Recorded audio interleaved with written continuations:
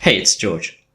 And in part 2, I said I would give you an exercise on how to clear your mind of previous hurts, previous trauma, previous things that get in the way of living your life how you want to on your terms. Things that might pollute your mind. Things that might, like I had that issue that crippled me. Things that hover around and you never quite get free of.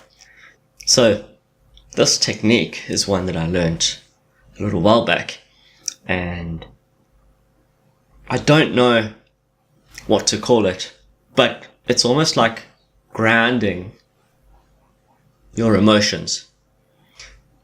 And I'll explain why I think that's the wrong term, but more importantly, it's just how you process it and what it feels like to you is that you're grounding emotions.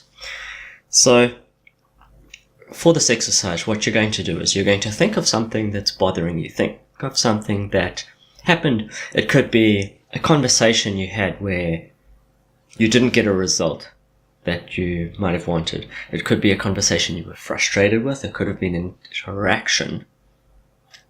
It could have been an interaction with someone that didn't go as you had hoped, that maybe you left this interaction feeling like you didn't get to say your part. You felt like you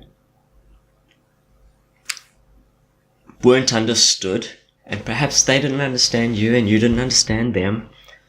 But you've got this nagging feeling that just keeps popping up, that if only I had have said this, or if only I had have been able to do that. And so, if you can identify something like that, something that's worrying you,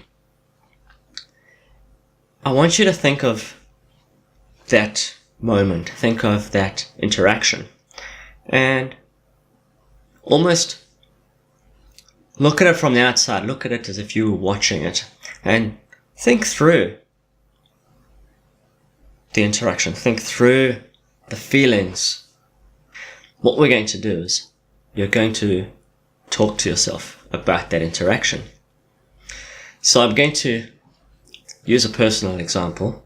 That personal example for me was an interaction with a colleague at work that didn't go as planned, and I could feel as I was talking to this person that even though we were not disagreeing with each other, it felt like they pulled further and further back. It felt like they weren't understanding what I was trying to get across. It felt like I was offending them in that moment.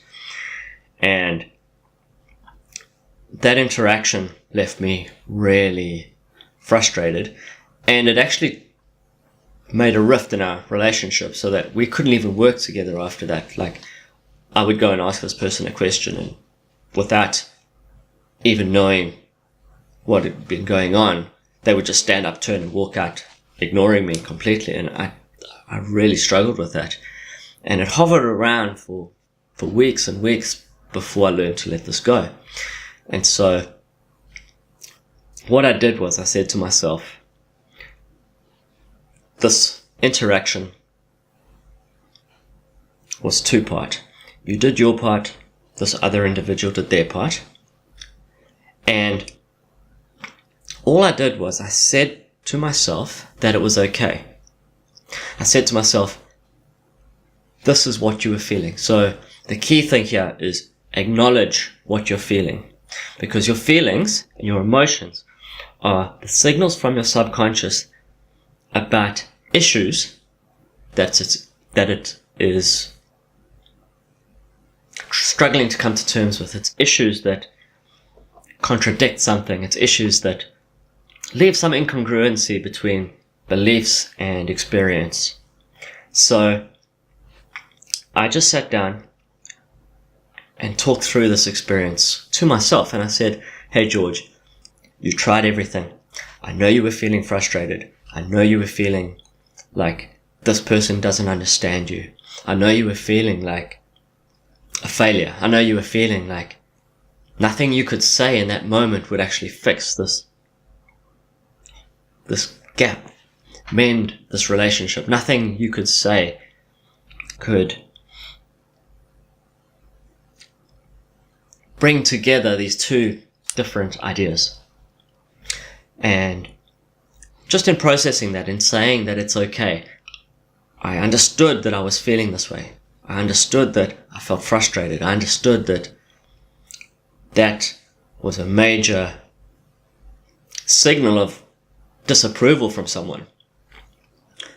Just in doing that, I learned to release it. And then I talked through to myself a few ways I was going to deal with this in the future. And so I said to myself, there was nothing you could do in that moment, but it's not up to you. It's up to both of you together. You present your argument, you present your case, and you let them decide. It's not your job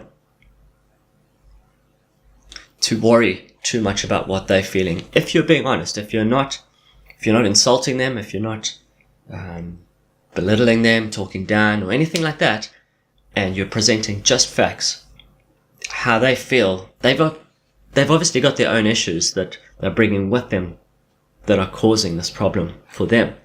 So in talking through it with myself, what I noticed was that the next time I went into an interaction with that person, rather than get fearful, rather than start off from a point of having all this baggage from the previous conversation, rather than having this negative perception of how this interaction was going to go, I started off from a place of freedom. I started off from a place of not projecting that anxiety about the interaction onto this person, because I'd already dealt with that. I'd already dealt with the emotion. I'd already dealt with that issue in my mind. And so when I went into the next conversation with this person, I didn't have that filter of, they already don't like me, or I'm worried that this conversation is going to go badly. I went in from a brand new place. I went in from a new perspective where I could be myself. I could just focus on the message that I was trying to get across and not project all that fear and anxiety and distrust from the previous conversation. And so the next conversation I had with that person, it went a whole lot better. Like, we actually managed to agree on a few things, and it was in that moment, it was in that I realized that, hey, in previous conversations, I'd gone in with this emotional baggage. And so everything I said to them, everything I discussed with them was through that filter where I was projecting that baggage onto that conversation or into that conversation. And you see, if you don't deal with that emotion, if you don't deal with those nagging doubts and insecurities, if you don't acknowledge them, then they hover around and they stay around, and they will forever be a part of you until you can acknowledge them, until you can deal with them in a certain way. Acknowledging them is how you deal with them, because your subconscious presents you with emotions of how it thinks the world works, of how it thinks things are going to go based on previous experience. So if you acknowledge that emotion, it reassures your subconscious that actually you've got this under control, and it doesn't need to bring that fear. It doesn't need to bring those expectations into your next conversation. It doesn't need to bring those expectations of failure or expectations of anxiety or anything like that into your next interaction. So this one example might be just a conversation, but it can be anything. It can be, for me, even doing a certain task, something that I feel that I'm not good at, something that I get nervous at. Like speaking in front of a camera for me was quite a big one, but I acknowledged it, and now I feel I can do it much better. Speaking in front of a crowd, and all those fears and self-doubts that hover around based on your past experience. Unless you can acknowledge them, unless you can reassure your subconscious that you've got this and it's not the end of the world if something goes wrong and it'll be okay. That reassurance will allay those emotions, they will allay that baggage, And you can go into your next scenario not carrying that baggage. You can go into your next situation not having this all hanging around. So let me know in the comments, please, if this works. Let me know if you do this and you find a breakthrough, if you find freedom in a situation where maybe you would have carried that baggage into before. I'll get into more of the psychology of it in the next video.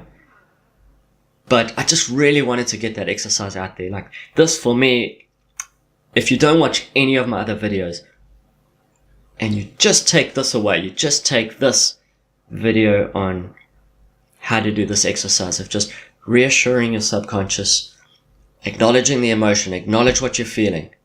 If you can just do that, that's 90% of the battle won. Yeah, thanks for joining me, and as always, please share with someone you think might benefit from this. And I haven't done this before, but I'm going to ask you to please like this video and subscribe, because I'm going to be putting out more videos, and I'd like you to be a part of that journey with me. I'm George. Thank you. You're not broken.